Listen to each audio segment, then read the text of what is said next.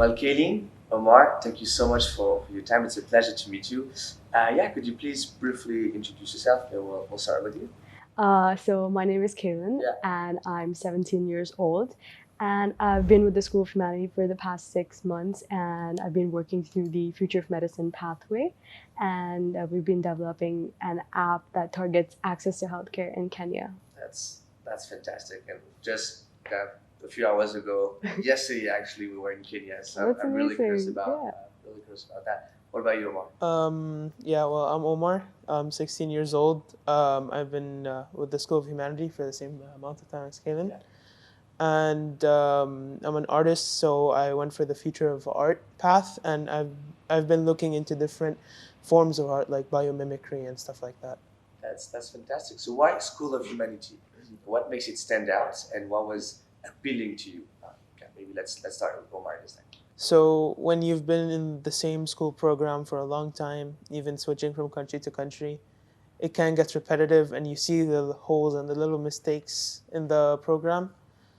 So when I looked at School of Humanity, I found that it was something different. It was something innovational, and something that I would like to try out, and maybe I would get some experience out of it. That's great. What about you? I think the thing I like most about School of Humanity is that it focuses on a more practical approach and project-based learning, which is something really unique compared to my normal school curriculum. And it really does allow you to focus deeper into maybe an intended career path.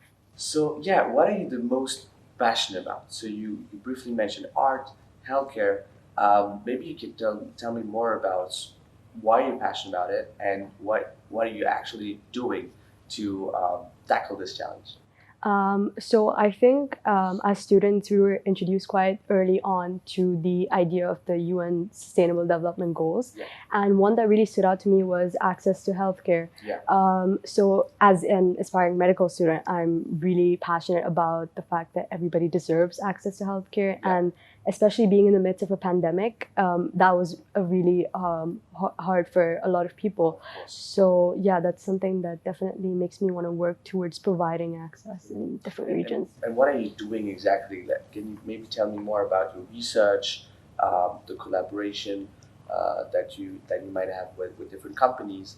Okay, so as part of our school curriculum, we do take charity trips. So we are going to Kenya this year, and before this, we've been working on a project where we help to provide clean water and sanitation within Kenya, and also help them build more sustainable lifestyles. So we will help them build homes and work on fencing so that their crops are protected from animals. And these are some of the interesting things that's happening. That's fantastic. Thank you so much. What about you, Omar?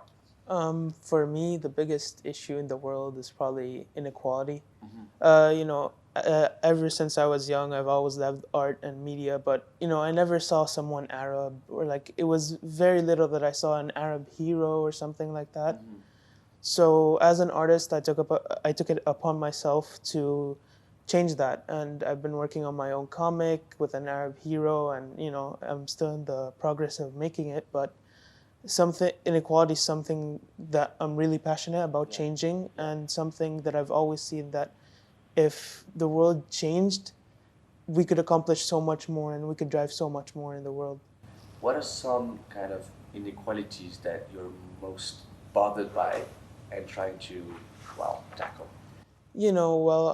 As I said, media representation of different people, and then racism, obviously. Some things I'd like to change about the perception of people, of others, and trying to look to people as an individual and not as a group.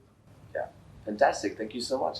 Now, in your endeavors, what kind of support do you get from School of Humanity, maybe from your peers, from mentors? How does it work, basically? Let's start with you. I think the best part about this program is that everyone is so supportive, whether that be in the emotional sense or based on your project completely.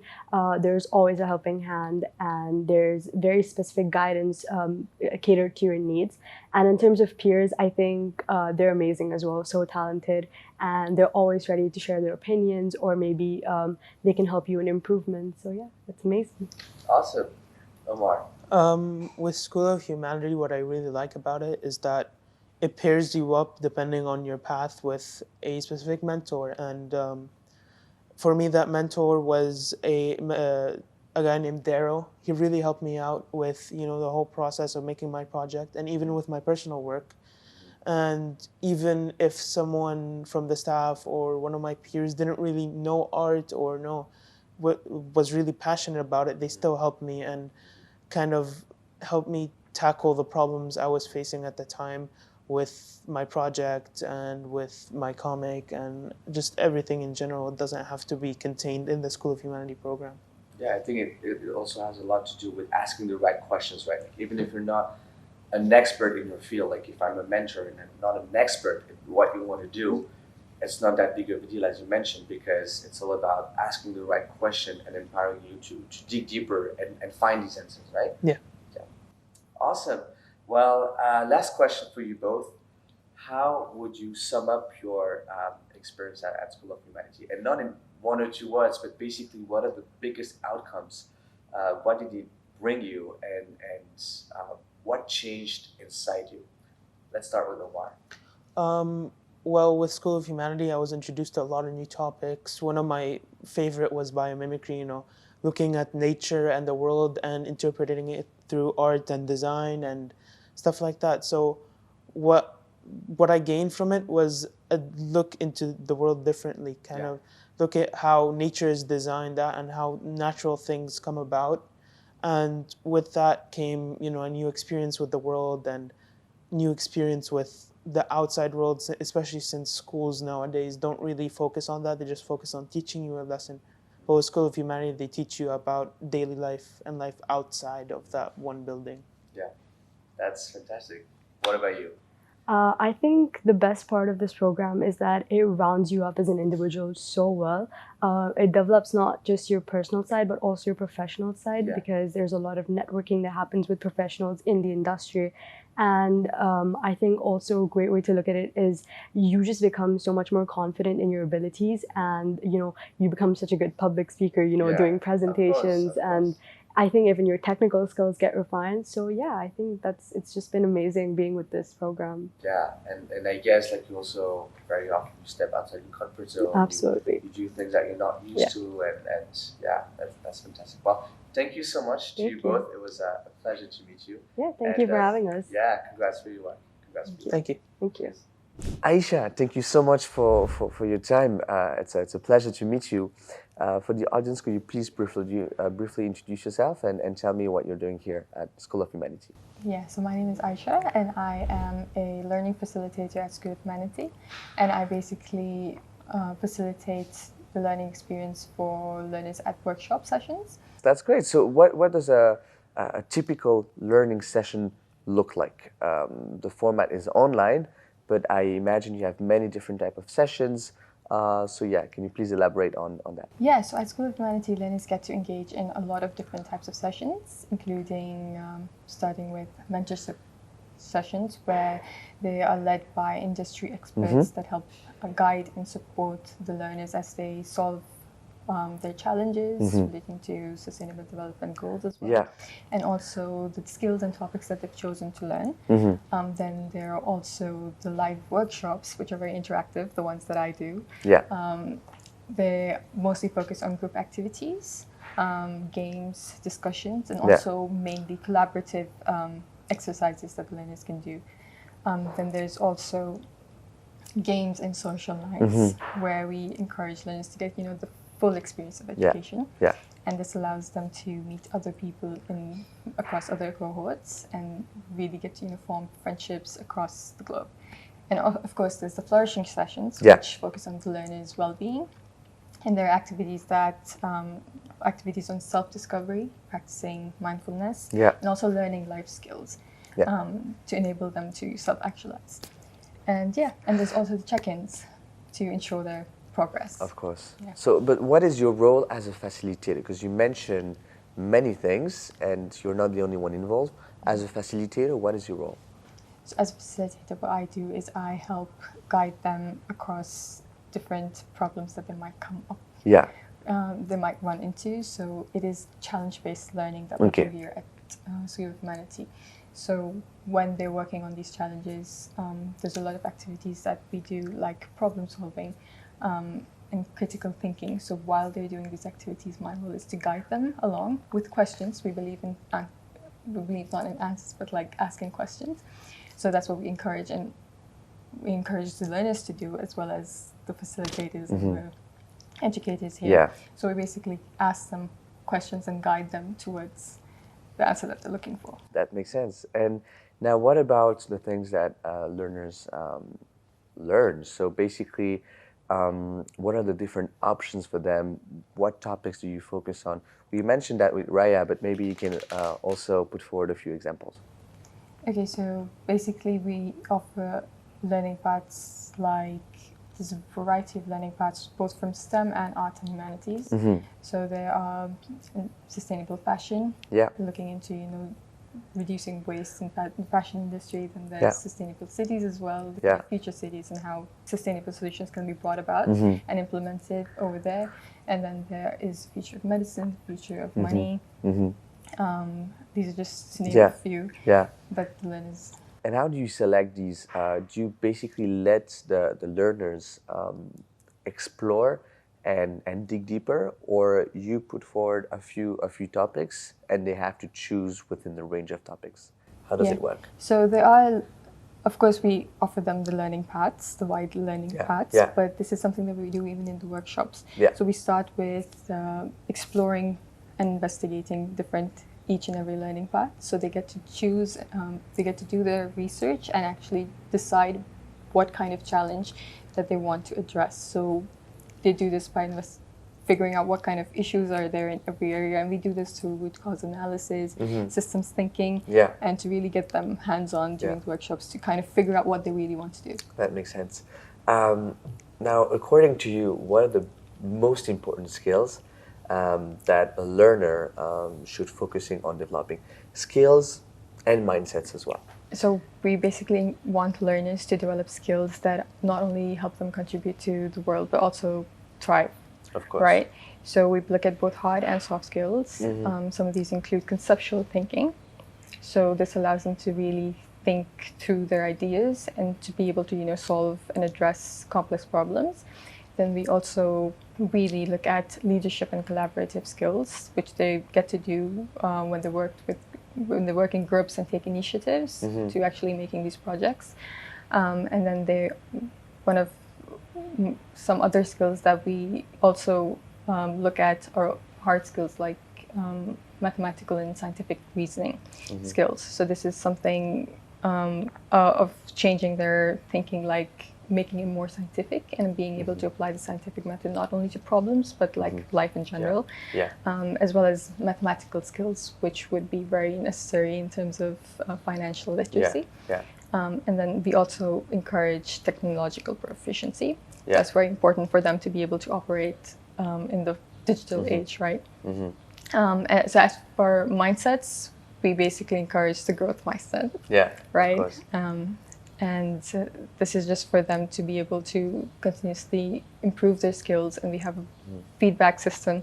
Both peers and educators can give constant feedback to the learners, and we allow them to be able to apply this feedback to their work, to constantly improve, and sort of have the mastery mindset towards each skill that they're and topic that they're learning. And basically skills and mindset that can use not only for their professional life but also personal life. And also personal life. So it's also that's how we even choose the topics. Like the learning designers, they choose the topics so that we keep in consideration the kind of skills they would need and the mindsets they would need to live a life full of flourishing. So thank you so much. Thank you so much, Ayesha. Welcome. Thank you. Well, hi, Stephen. Thank you so much for your time. It's a pleasure to meet you. For the audience, could you please briefly introduce yourself, what you have to do with School of Humanities? Sure, and likewise, pleasure to be here. So my name is Stephen. I'm the Chief Finance and Strategy Officer at School of Humanity, although recently my role has evolved into taking care of some of the technology side of things, which is our platform that learners use to access their learning experience with us. Okay, fantastic. Now, straight to the point question, why is School of Humanity different in terms of the learning method for learners? So I think there are lots of dimensions across which School of Humanity differs from what I would call legacy education. Yeah. The fundamental reason for that, however, is that we can visit every choice from a fresh perspective, right? So we have no ties to legacy organizational processes, no ties to regulators, exam bodies. We have a blank slate to approach every single decision, and that extends across the business model and the organizational model, but also, of course, the learning model. Yeah. The way that we like to think about that internally at School of Humanity is that we address what you learn, how you learn it, where you learn it, why you learn it, and who is delivering that learning to you. So what you learn is all about this new 21st century oriented curriculum that teaches you the skills that, from our perspective, are not present in existing curriculum. So there's a great focus on critical thinking, on problem solving, on being creative in that, right? Not just doing something, not necessarily understanding why you're doing it. That's what you're saying, basically. Exactly. Fundamentally for us, the vast majority of jobs that people will go on to do, young people will go on to do not yet exist. And so what you need to embed within young learners is the ability to adapt, to improvise, to understand, more than rigid to very, very strict learning outcomes. Yeah. More importantly is that flexibility moving forward in their lives. Makes sense. Now, how do you select mentors? How do you select facilitators? Because since it's a very disruptive model, how do you make sure that you have the right people for that, with the relevant knowledge, the relevant mindset for learners? So I think the way that we're able to approach education from a fresh perspective allows us to create distinct roles for different people with different capabilities. Yeah. And so we differentiate from facilitators who are excellent at leading and structuring learning paths for learners from real subject matter industry experts. And so we actually have a role of mentor, as you mentioned, that is day-to-day working in the field that they come and then bring their experience to the learners with. That could be anything from somebody who launched a space program, a national space program, to come in and talk about human civilization on other planets, or a cryptocurrency expert, a policy expert, someone embedded in national government. And so for us, the skills are not necessarily the issue. The competencies that they can bring are fundamental to the work they do in everyday life. Yeah. What we then do is embed in the facilitators and in our curriculum the structure that helps them scaffold learning to the learners in the way that they will get the most out of it. That makes sense. Thank you so much. Now, what are some focuses for learners? Like, what global challenges are you trying to tackle or empower students to tackle, and how do you select these? So we like to offer a huge range of choice to learners. We want learners to be inspired about the challenges that they solve. All of our challenge paths that we offer are tied to some kind of sustainable development goal. Some that come to mind are accessible education. We've had learners develop education applications to drive targeted knowledge in cryptocurrency and other topics like that. We also have kind of the future of our civilization on Earth, through sustainable economies, or even design with nature, where we ask learners to extract what they can from the natural world around us and embed that within civilization, settlements, or indeed, some form of technology now that we use to protect the world we live in. Ultimately, however, the choice is always up to the learner, and that's the beauty of it. We never see the same project twice. We never see the same problem solved twice. And that's what makes it really inspiring moving forward to see what they come up with. That's fantastic. Thank you so much. Thank you.